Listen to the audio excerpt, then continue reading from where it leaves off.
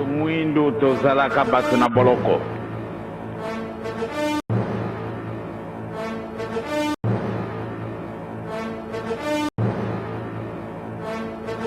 Il a apporté incontestablement à son peuple le ressort dont il avait besoin pour se libérer. C'est un homme vers qui convergent toutes les croyances, toutes les foi, toutes les vocations, toutes les passions de la communauté noire. Ce que je sais de Simon Kimbangu, c'est il a été l'envoyé de Dieu pour le Congo et pour l'Afrique. Là, il n'y a pas de doute. L'importance de connaître Simon Kimbangu, c'est de se reconnecter à son origine. Parce que la race noire est la race mère. Et si Dieu a créé l'homme à son image, Dieu est quoi? Si la race noire c'est la race mère, et que Dieu a créé l'homme à son image, ben il est noir. Bonjour à tous. Aujourd'hui, j'ai envie de vous raconter une histoire extraordinaire, celle du Jésus noir Simon Kimbangu. Simon Kimbangu est né le 12 septembre 1887 à Kamba, dans le Bas-Congo, au Congo belge, actuelle République démocratique du Congo. Il est le fils de Mama Luezi Wanfuemina et de Tata Kuyela. Son nom Kimbangu signifie « celui qui révèle les choses cachées ».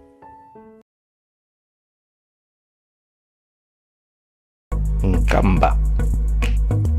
Nkamba est une localité du territoire de Banzangungu, dans la province du Congo central, en République démocratique du Congo. Elle est connue surtout pour être le lieu de naissance de Simon Kimbangu. Elle est située à 68 km au nord-ouest du chef-lieu territorial, Banzangungu, et donc à 215 km, voire 225 km, de Kinshasa, la capitale du pays. Je suis né en esclavage, privé de mes droits, de mes croyances.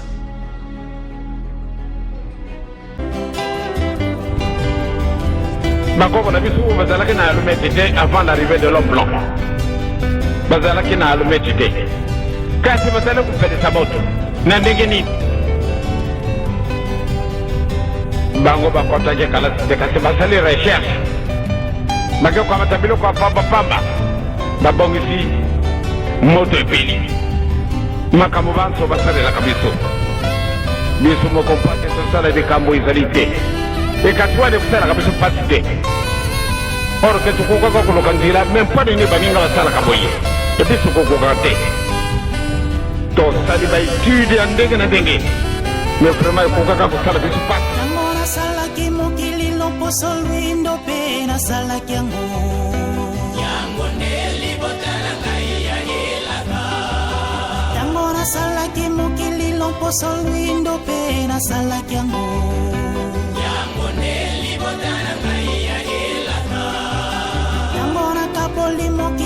Poso lwindo pe na sangisi yango Natia yango na mokili na ngai ya filika Yango na kapoli mokili lo poso lwindo pe na sangisi yango Natia yango na mokili na ngai ya filika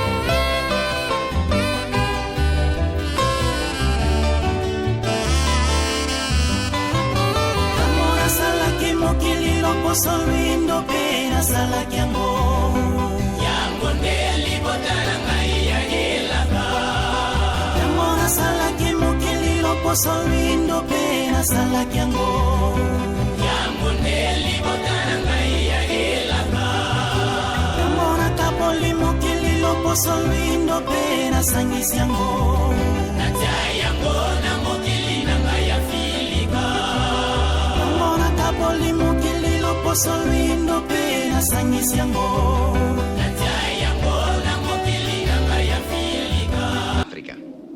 Indipendenza politica, evoluzione sociale ed economica. Città moderne, università. Sconvolta dal progresso, l'Africa primitiva è entrata in agonia. Alle soglie della pubertà, maschi e femmine affrontano le prime prove iniziatiche. L'Africa primitiva è entrata in agonia. Alle soglie della pubertà, maschi e femmine affrontano le prime prove iniziatiche. limature, avulsioni dei denti, tatuaggi e scarificazioni anticipano il rito fondamentale della circoncisione, che segnerà il passaggio dall'infanzia alla vita adulta.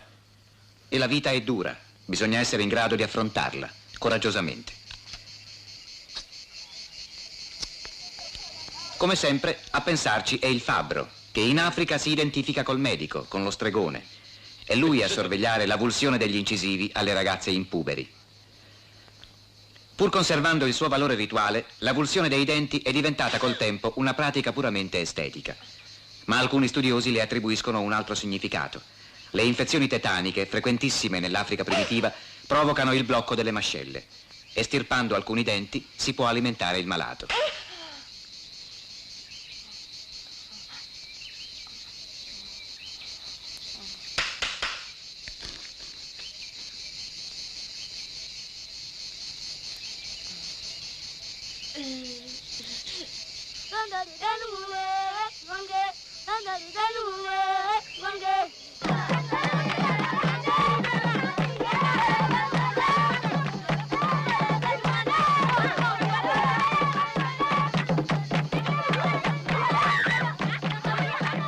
Quando non indicano l'appartenenza ad una tribù, i tatuaggi testimoniano soprattutto il coraggio di chi vi affronta.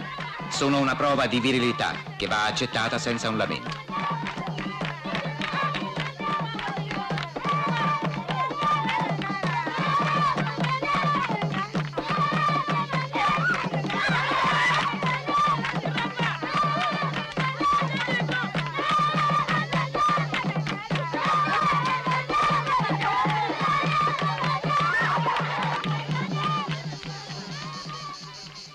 Per la donna, il tatuaggio e la scarificazione sono strumenti di bellezza, inconfondibili richiami erotici. Questa ragazza Maori è alla sua prima scarificazione facciale. Se fosse una Yao, se la farebbe sulle natiche. I loro uomini ne vanno pazzi. La fuliggine dilata e cicatrizza la ferita, ma è anche una prova della verità.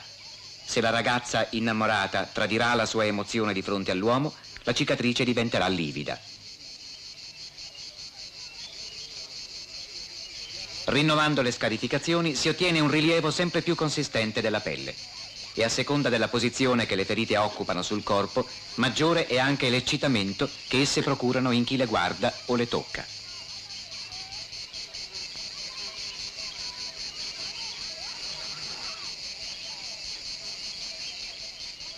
Il concetto di bellezza varia da tribù a tribù, da razza.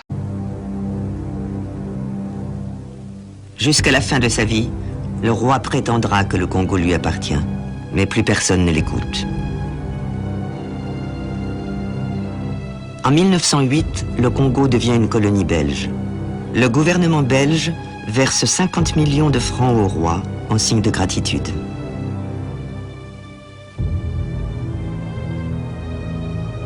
Léopold décède l'année suivante. Il a demandé un enterrement intime, mais cette requête n'est pas honorée. Au cours des funérailles, le cortège funèbre est hué par la foule. À la fin de son règne, Léopold était un des hommes les plus détestés d'Europe. Serait-ce un début de justice? Désespéré, le révérend Cheblom, un missionnaire ayant passé de longues années au Congo, décide de révéler ses crimes. Ce qu'il a vu dépasse tout ce qu'on peut imaginer. Ses rapports, d'abord publiés dans une revue de missionnaires, sont bientôt repris par divers quotidiens nationaux à travers toute l'Europe. Mes frères, aujourd'hui, les Blancs nous font souffrir. Ils nous persécutent. Mais nous ne devons pas les haïr. Nous devons les aimer comme le Seigneur nous l'a enseigné. Il faut tenir bon, mes frères. Le Seigneur ne nous abandonnera jamais. Un jour viendra, fixé par le Seigneur, où toutes nos épreuves prendront fin. Ce jour-là, les Blancs deviendront les Noirs et les Noirs deviendront les Blancs. Quand me sont parvenus les premiers échos de l'action du prophète Kibangu, j'ai rapidement compris que nous nous trouvions en face d'un messianisme dangereux. Il fallait que les autorités réagissent.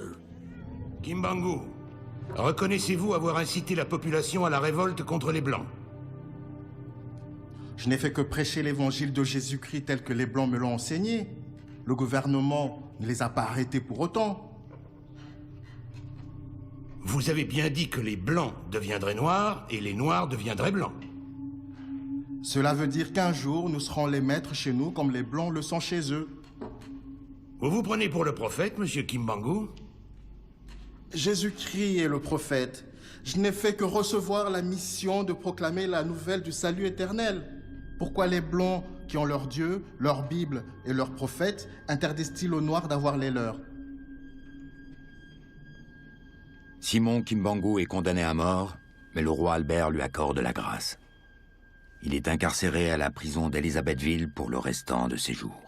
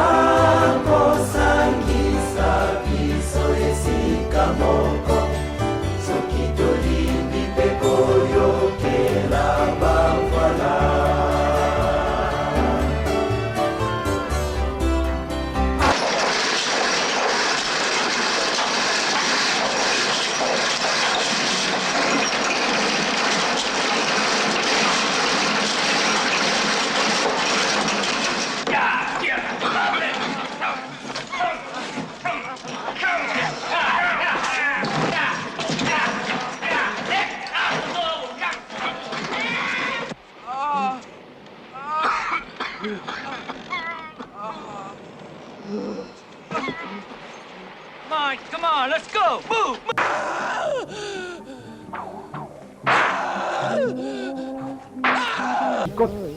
35 coups. Oh, patron, la saline. Beta, la litaille. Beta.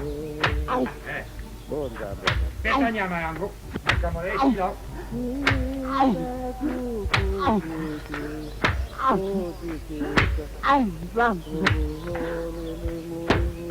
Au daginado, la nan. Kangai, bolonge yak. Nungola ilanda. Allez, bétail, beta nyamayango, bétail.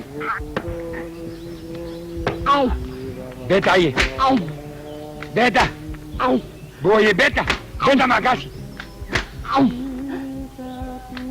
Beta.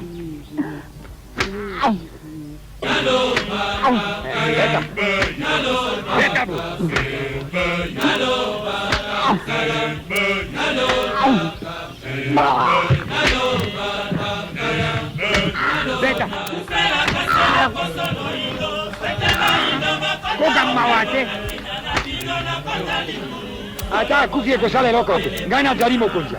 Kamera yote. Beta.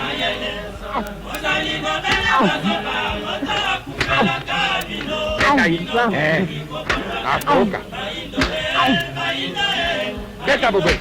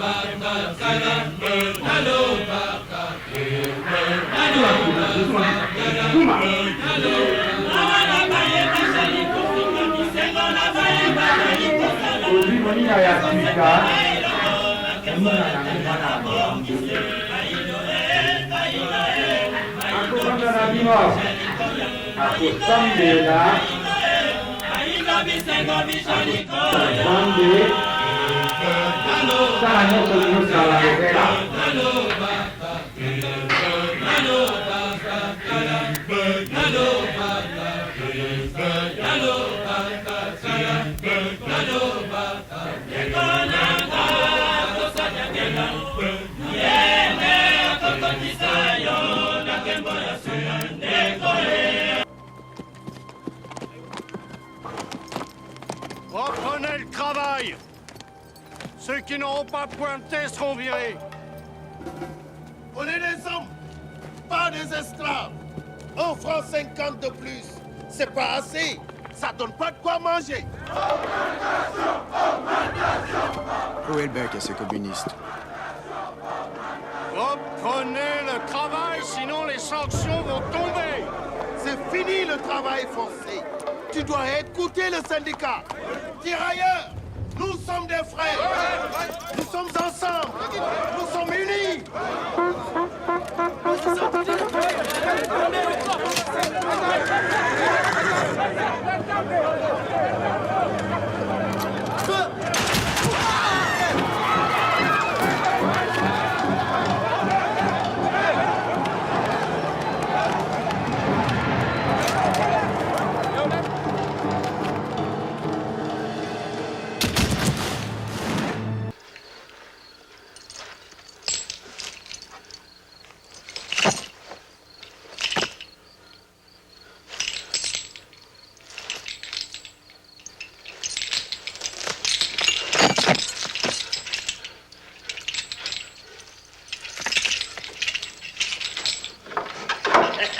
Tata luete abe sokota munanga yokoki joa miko nanga ijungisia munanda kunanga yi esika ngana butami.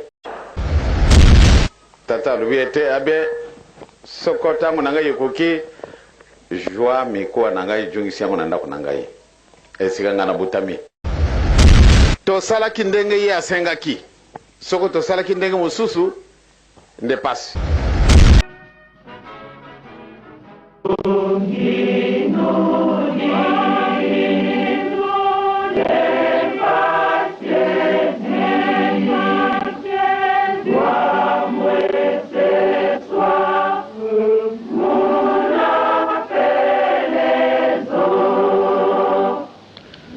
Sur les images, nous voyons la prison de Kastombo où le prophète Simon Kimbangu a séjourné 30 années durant. Et là, c'était la petite cellule de la prison de Kastombo. Et c'est après que vous verrez comment est-ce que le corps du prophète a été exhumé. Le prophète Simon Kimbangu, pour qui nous commémorons ce dimanche, puisque c'était le 12 octobre, c'était le mardi, le 31e anniversaire de sa mort odieuse, survenue en 1951 dans sa cellule de prisonnier à Lubumbashi, est né le 12 septembre 1887 en Kamba, dans la sous-région de Cataracte, région du Bas-Zaïre, de Papa Kouyela et de Maman Louézi. Le destin lui arracha très tôt ses parents et fut élevé par sa tante Kinzembo. Devenu adulte, il cultiva la terre aux côtés de son épouse, Maman Mouilo Marie, avec qui il eut 3 fils dont sa grande Kisolokele, sa grande Dialungana et son Djangenda Kuntima. Kimbangu fit 4 ans d'études primaires à la mission baptiste BMS de Gombe-Lutete à moins de 10 km d'Nkamba où il fut baptisé en 1915. Chrétien modèle, les missionnaires protestants n'hésiteront pas à le nommer catéchiste dans son village. Vers les années 1918, Christ lui apparut et lui chargea d'une mission de plus grande, celle de paître son troupeau. Simon répliqua en disant qu'il n'était pas assez savant pour remplir cette besogne qui relevait des droits aux pasteurs et aux gens plus instruits. Mais Christ insista. Les appels du Christ furent pressants et Kimbangu s'en ira se réfugier à Kinshasa, abandonnant sa famille, où il fut embauché aux HCB, Willery du Congo belge, actuelle compagnie Lever Zaïre, comme pointeur. Un mauvais sort le poursuit. À chaque jour de paye, son salaire était acquitté par un inconnu, 3 fois de suite avant qu'il ne se présente devant l'agent payeur. Christ, toujours lui, ordonna Kimbangu de regagner le village pour débuter sa mission. Chemin faisant, à Kazangulu, alors qu'il traversait la voie ferrée, le policier Funfu lui arracha son maigre sachet qui contenait 3 poissons fumés et de la chikwank que les amis lui ont donné pour soulager sa chère épouse et ses 3 enfants restés au village. Au matin du 6 avril, Simon Kimbangu, alors qu'il s'en allait au marché de Ntsona Kiyenzi, accompagné de son fils aîné Kisolokele, fut contraint par Christ de guérir Maman Kantondo, alors agonisante, en lui imposant les mains au nom du Christ. C'était en Gombe Kinsuka. Kimbangu se voit attirer des milliers de gens par son message de l'évangile et ses guérisons miraculeuses. Les gens croient en Dieu. Les fétiches sont jetés. Les paralytiques marchent. Les aveugles recouvrent la vue. Les morts ressuscitent. La foule sent la présence de Dieu parmi elles par l'action de Simon Kimbangu. Les morts se font rares. Les hôpitaux se vident au profit de Kimbangu. On sent et on a horreur à faire du mal. Ceci se passe au vu même des missionnaires et de l'administrateur Morel qui est descendu en Kamba le 11 mai 1921 pour mener l'enquête. C'est suite aux plaintes des missionnaires qui l'accuseront froidement d'incitation à la révolte et de xénophobes. Le 6 juin 1921, l'administrateur Morel descend en Kamba pour l'arrêter. Mais comme le moment n'était pas là, Simon disparaîtra miraculeusement des chaînes et s'en ira instruire les siens en Banzansanda à quelques heures de marche d'Nkamba. C'était le début de la clandestinité. Sentant son heure venue, Simon, suivi d'une foule nombreuse, regagnera triomphalement son village d'Nkamba dévasté et incendié par les soldats. Il sera arrêté le 12 octobre 1921 et condamné à mort par le jugement du 3 octobre du Conseil de guerre de Taysville.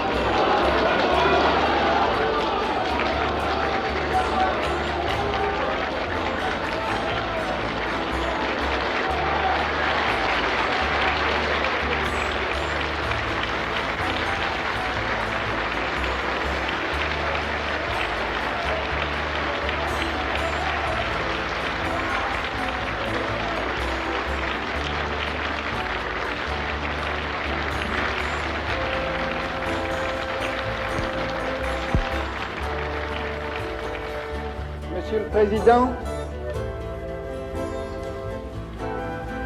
Messieurs, l'indépendance du Congo constitue l'aboutissement de l'œuvre conçue par le génie du roi Léopold II, entreprise par lui avec un courage tenace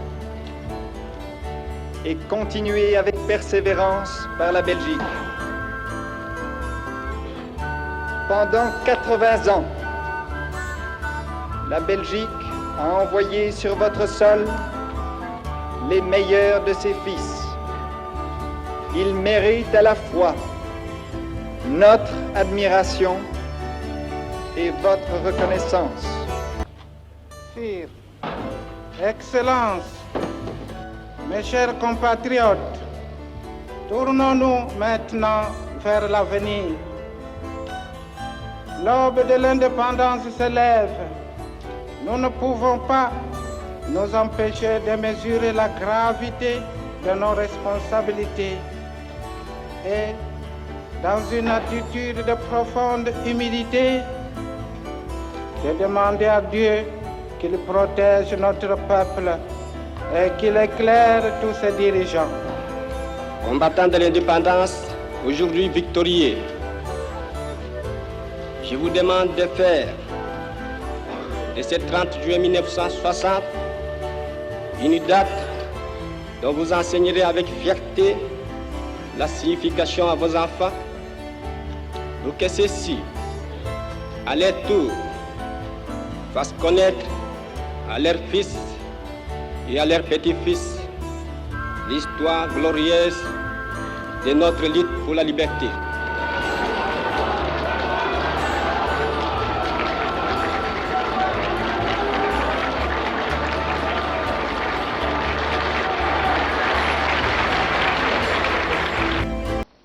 Chers compatriotes, ici c'est le colonel Mobutu Joseph, chef d'état-major de l'armée nationale congolaise, qui vous parle de Léopoldville.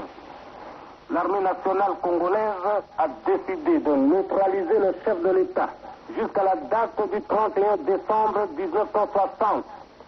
Comme chacun pourra dès demain se rendre compte, il ne s'agit pas d'un coup d'État militaire, mais plutôt d'une simple révolution pacifique. L'armée va aider le pays à résoudre tous ces différents problèmes qui deviennent de plus en plus aigus. Vive le Congo, vive l'armée nationale congolaise. Le colonel Mobutu abat ses premières cartes au grand jour. Ses soldats encerclent la maison du Premier ministre. Patrice Lumumba est placé en résidence surveillée. Quel jeu joue, monsieur le colonel Mobutu? Ça a été votre homme de confiance, quand même, Mobutu, non? Oui, ça a été un homme de confiance. Mobutu, il était mon secrétaire attaché au bureau de Bruxelles. Au moment de la formation du gouvernement, je l'ai fait venir ici. Je lui ai confié un poste important dans le gouvernement, secrétaire d'État à la présidence. Personnellement, je ne comprends pas son acte. Il a sa conscience.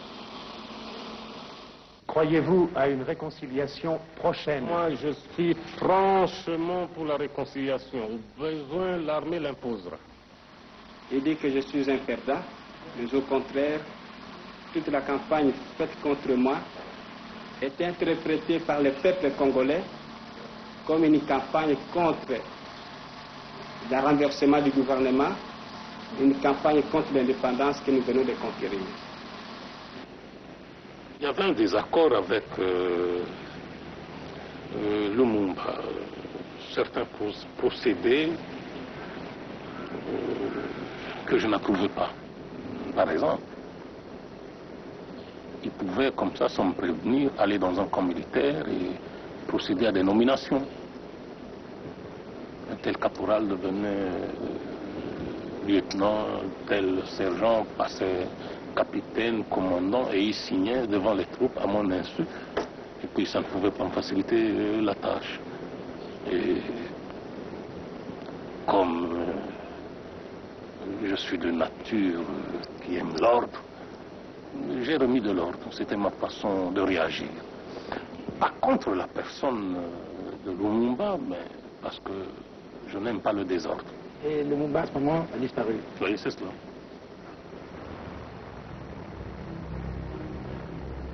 Arrêté par Mobutu après une évasion manquée, Lumumba est incarcéré avec la bénédiction des ambassades belges et américaines.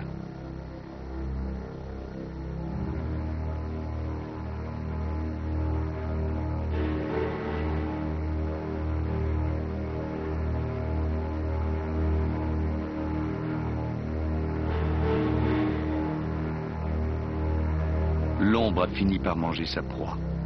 Mobutu s'est définitivement débarrassé de Lumumba. Le 17 janvier 1961, le colis, surnom de code donné aux prisonniers, est expédié dans la province du Katanga. Au cours de ce voyage, Lumumba et ses compagnons seront victimes de cruels sévices.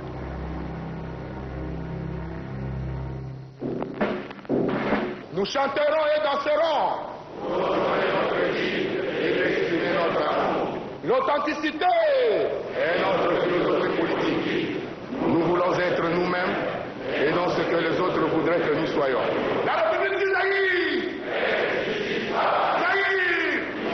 Zaïre! Zaïre! Rwanda de la vie! C'est ce Colombonia, oye! C'est ce Salongo, oye! Salongo, oye! Mobutu oye! Mobutu oye! Iyo Mobutu elima, iyo Mobutu elombe, iyo Mobutu mobisisie, iyo Mobutu mobongisie, iyo Mobutu mosikole, iyo Mobutu le bâtisseur, iyo Mobutu le créateur. La concentration des pouvoirs. Le 17 mai 1997, Laurent Kabila devient président de la République démocratique du Congo. Laurent Désiré Kabila, je jure fidélité à la nation. Et cet homme, c'était son fils. Joseph Kabila est le principal bénéficiaire de l'assassinat de son père. À l'époque, certains l'ont soupçonné d'y avoir participé, mais personne n'a jamais osé incriminer ouvertement le nouveau président.